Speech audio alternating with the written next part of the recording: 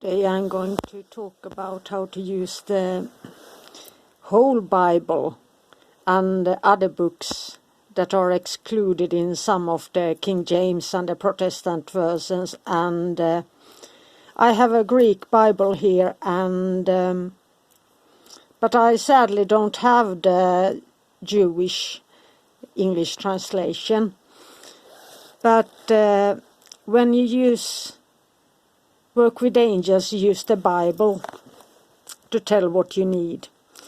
And there is quite some, since the Bible is written metaphorically, it even has, and the Bible doesn't condemn sex. So Song of Solomon is quite, it's about desire, longing, and everything like that. But it is in, and it was censored by many Bibles. My beloved put his hand by the hole of the door, and my heart was moved for him. I rose up to open to my beloved, and my hands dropped with myrrh, and my fingers with liquid, sweet-smelling myrrh, which he had left upon the handles of the bolt.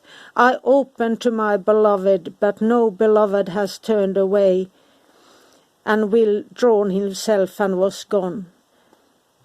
My soul went forth to him when he spoke. It failed me, and now he was gone. I sought him, but I could not find him. I called him, but he gave me no answer.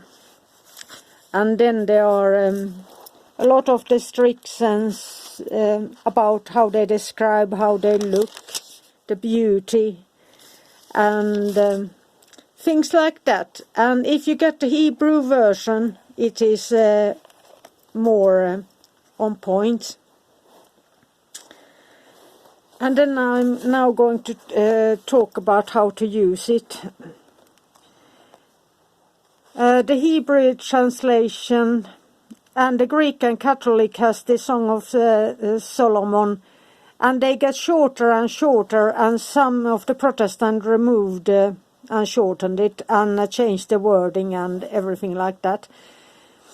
And the first Christians, they saw church as the bride and Christ as the Jesus as the groom. So when they talk about coming to the bride, it's the love affair between Christ and the church. So they read it in that way, and then in other ways it is also sex is encouraged in Orthodox Church, Catholic Church, and Judaism and Islam. So what the Protestants say is quite a different thing, since there are so many branches of evangelism, Lutheranism. Luther liked sex. He even wrote a letter about it since he got married. Then we have Calvinites, Mennonites, and all these Episcopalian and Baptist and whatever you have. Each have their own rules and many times their own Bible. And what I do is that when I read a verse that is about fear, I take a empty page and write down, and that way you can build a huge book by yourself. Courage, sorrow, grief, war, wrath. I've been using some of that when I do magic for Ukraine, as you maybe have heard in some videos. Then there are a lot of love, justice, wisdom, prosperity, how to grow crop, abundance, illness, strength, protection, healing, dark night of the soul, job, for example, faith, wisdom, angelical. And since I have the Apocrypha, it's not in this Bible, but I have it in Swedish. But it is usually in the Catholic Bible. And also the book of Enoch and Tobias. And extra reading books, and not many of them are allowed by Protestants. They are viewed as Gnostic texts, even if they were the beginning of Christianity. So I don't know where they get the ideas from. And in Jewish you have a Talmud, which I love to read. It's the Jewish laws, and Mishnah and Midrashin. I have 2 spellings on that since I met different Jews throughout my life, and they speak, some speak Yiddish and some speak the Spanish Jewish mix, so they are different in different languages a little bit. And then I would also like to talk about the books written by different mystics. There are a lot of free manuscripts on internet, and they also gave new names to angels and demons, cardinal demons, whatever you have, and angel names. And Greek have a lot of angel names that differ from the Jewish and so on. So there is a plenty of resources, but I like the Jewish and I trust the Greek. So since it was the first Bible in my view, and how to read magic study of the Bible. I call this a verse. This is like the whole verse. A psalm is just like one Tehillim, here psalm or Tehillim. That is when you only read that small bit. And a verse is the whole, or chapter is called here. But I call these chapters, in my language, we call these chapters of the Bible, like Song of Solomon or Psalms. They are chapters or books within the Bible. Biblia means library. And you can use different books and chapters to make your request.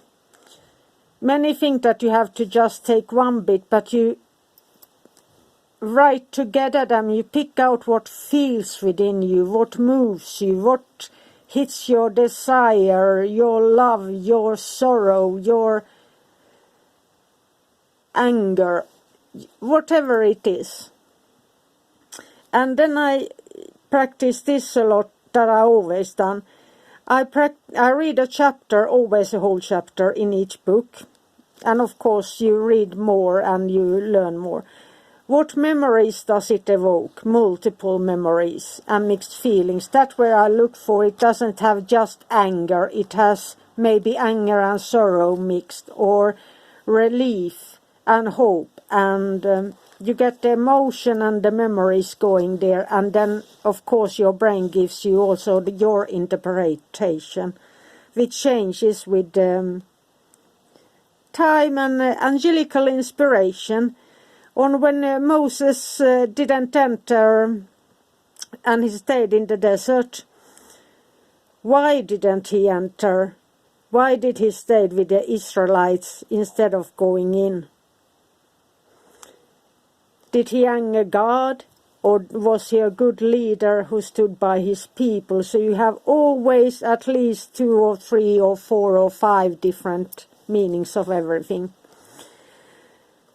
And then both the angels and demons know each letter of the Bible. So both, you can't question that if somebody answers, let's say that you evoke something and it answers you or gives you thoughts of Bible verses. They both can it, every letter. And then you choose those that describe your request, goal or outcome you wish. And I always use this to explore emotional alchemy. I start with sorrow or grief, for example, with Ukraine, and anger and rage, whatever it is. And then I go into the healing, or in that case, asking God to judge, not me. And then the hope for the future, the aid that comes in, and that they get relief and strength, and use memories and emotions. And I have 2 funny things here, that also describes angels. It is in Numbers 22 about Balak and the donkey.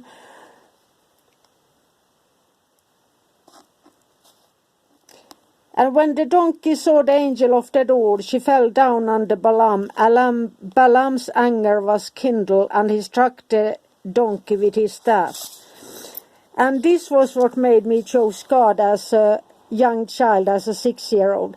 And the Lord opened the mouth of the donkey, and she said to Balaam, "What have I done to you that you should strike me these 3 times?"